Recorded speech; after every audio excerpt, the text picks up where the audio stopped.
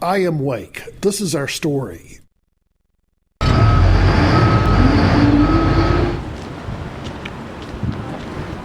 I am Wake. This is our story. Our Wake County public school system is one of the biggest and best school districts in the country. And I've got a 1/2 out in front. We have a national reputation for high graduation rates, narrowing achievement gaps, outstanding employees, choices for families, and a progressive approach to education.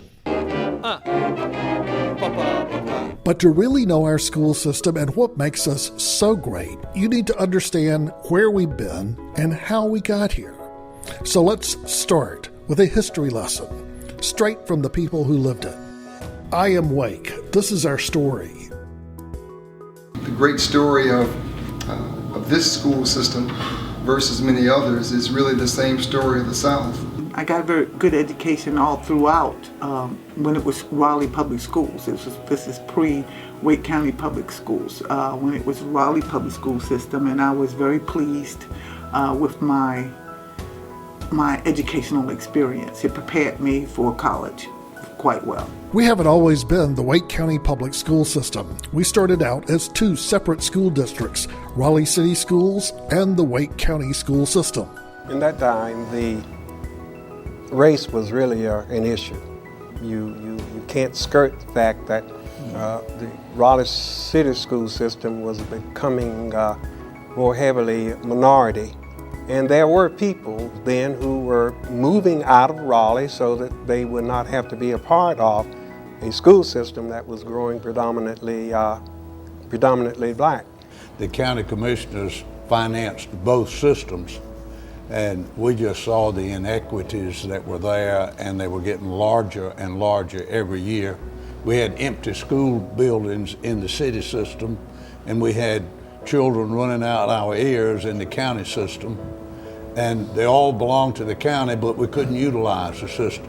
In 1954, the U.S. Supreme Court ruled in Brown versus the Board of Education of Topeka, Kansas, that state laws requiring separate schools for black and white students were unconstitutional. But the ruling did not immediately desegregate schools. Instead, it caused many states, including North Carolina, to pass laws designed to stall or avoid integration. The first thing North Carolina did was to go to a thing called freedom of choice. In hindsight, it probably was a good thing that it did so, because it gave more of a runway to get to where you were going rather than have to take off straight up, which might have been more difficult. But in the freedom of choice concept, Wake County and Raleigh City, each of those were a part of that movement, and each had persons who transferred into schools in which their race was in the minority. That was what freedom of choice permitted, was that if you were in a school that your race was in the majority and you wished to transfer to one in which your race was in the minority, you would be permitted to do so and be accommodated with transportation. But applications for black students to attend all-white schools were denied.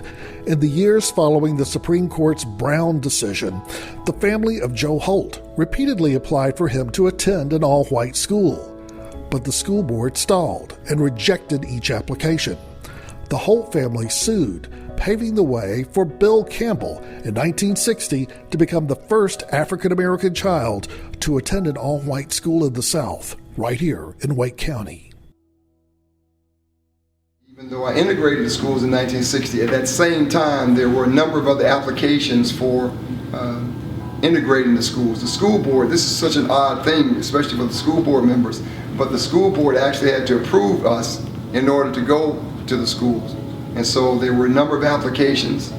You've heard about the application for Joseph Holt and his family. I think it was in 1957. In 1960, there were a number of applications. It was made for me, for Ralph, my brother, for Mildred. They wanted to go to Morrison Junior High School. Their applications were turned down. Mine was approved. And so I want to take you back to September of 1960 at Murphy School, which is, as you know, is only a few blocks from the governor's mansion. The PTA was canceled for a number of years at Murphy School. The one good thing about being the only black child there for 5 years was that the cafeteria workers would always try to give me a little bit extra food each and every day. It was a very difficult time, as you can imagine. Even as I talk about the courage of my parents in sending me there, it was a difficult time in 1960. And I was sustained by the love of my parents, and I was also cared for by an extraordinary teacher named Nell Abbott, who was my second grade teacher at Murphy Elementary School. Mrs. Abbott was my second grade teacher. She was extraordinary in her ability to show love and kindness under very, very difficult circumstances. But the schools were still mostly segregated. Some black families applied to go to predominantly white schools, but there was still a lot of racial tension within the school and within the community as a whole. I had problems with some teachers that would not acknowledge me in the classroom initially. If I had a question, my hand was up, I was rarely called upon to get my question answered.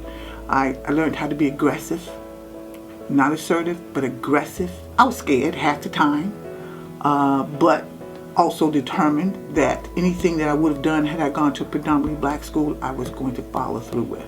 I was the first black cheerleader in a predominantly white school in the state. It was not a fun year for me. I broke a barrier. The day after I made cheerleader, there was rumored that the Klan had come to the school. You know, after school, I was kept after school for something, and they weren't dressed in hoods, but there was a presence and anger. I was pushed, I was spat at in the hallways, and what ended up happening was the black male athletes who were the stars on the team used to walk me from class to class. While racial tensions continued to grow, it was also becoming more difficult and costly for county leaders to fund two school systems. But in '69, we had a court case that was known as Godwin versus Johnston County, in which it was ruled that the state had an affirmative duty to generate remedies that would be impactful on moving more quickly than with deliberate speed for the desegregation. Wake County and Raleigh leaders began discussing the possibility and practicality of merging the school districts. In 1973, they put it to a public referendum, which voters overwhelmingly rejected by a 3-to-1 margin.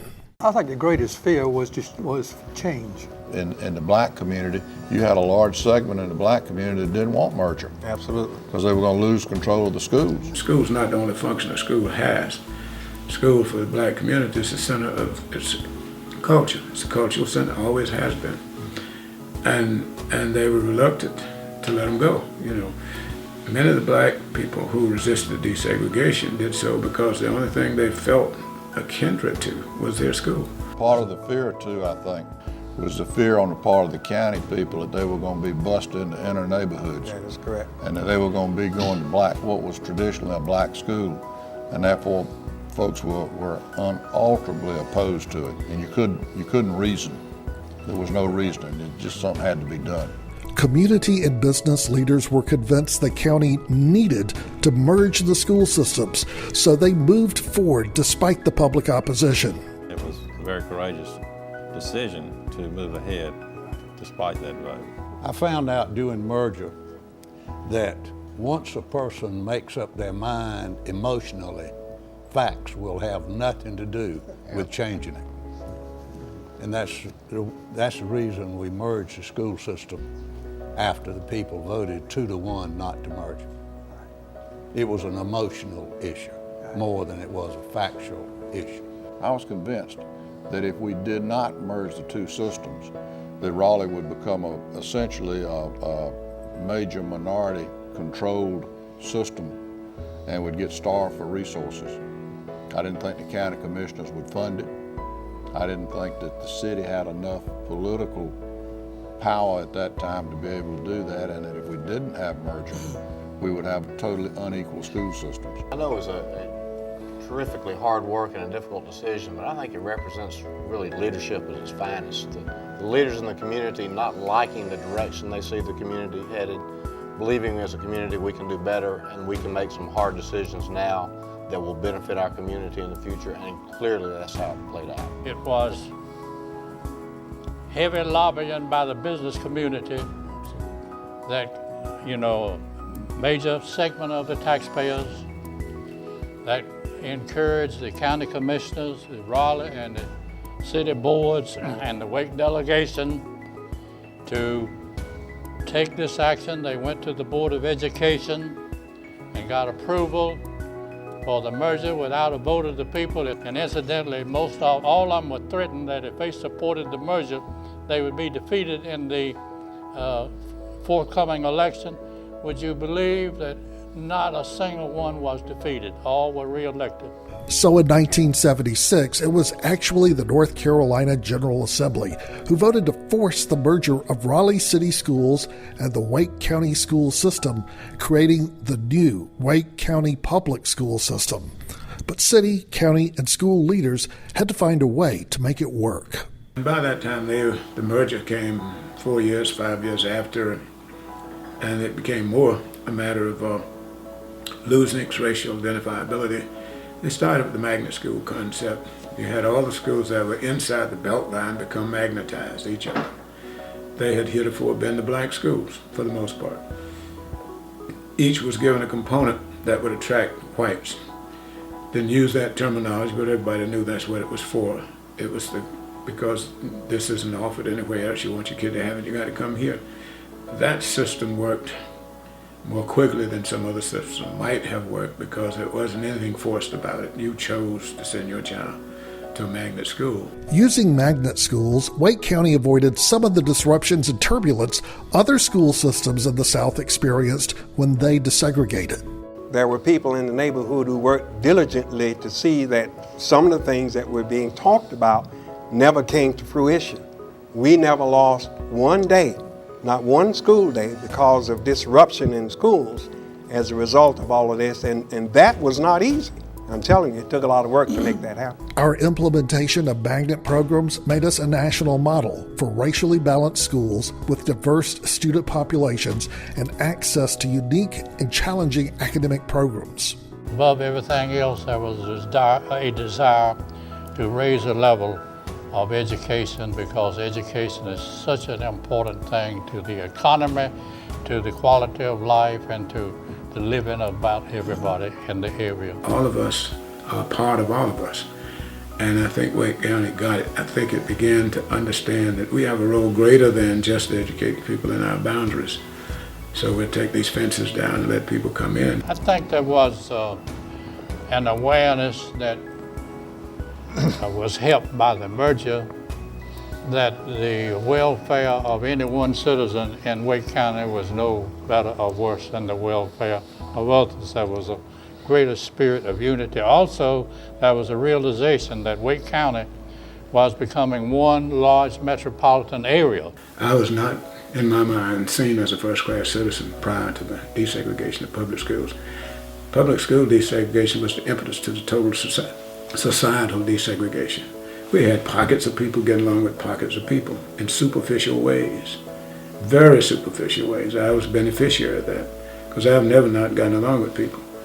But I saw people who were at least as worthy, and maybe more worthy than me, who were having a really hard time just being recognized as first-class people. And so the result of desegregation led to the recognition of equal status relationships. That we have equal respect one for the other. The same two things that made it easier for me in 1960, the love of my parents, the caring and nurturing of an incredible teacher, and the support from a community that has never changed. Those dynamics are still the same thing that make it successful for our children today. And we have an obligation to do something different, to make certain that we are preserving a system for children. You know, there's a biblical passage that says, we live in cities we did not build.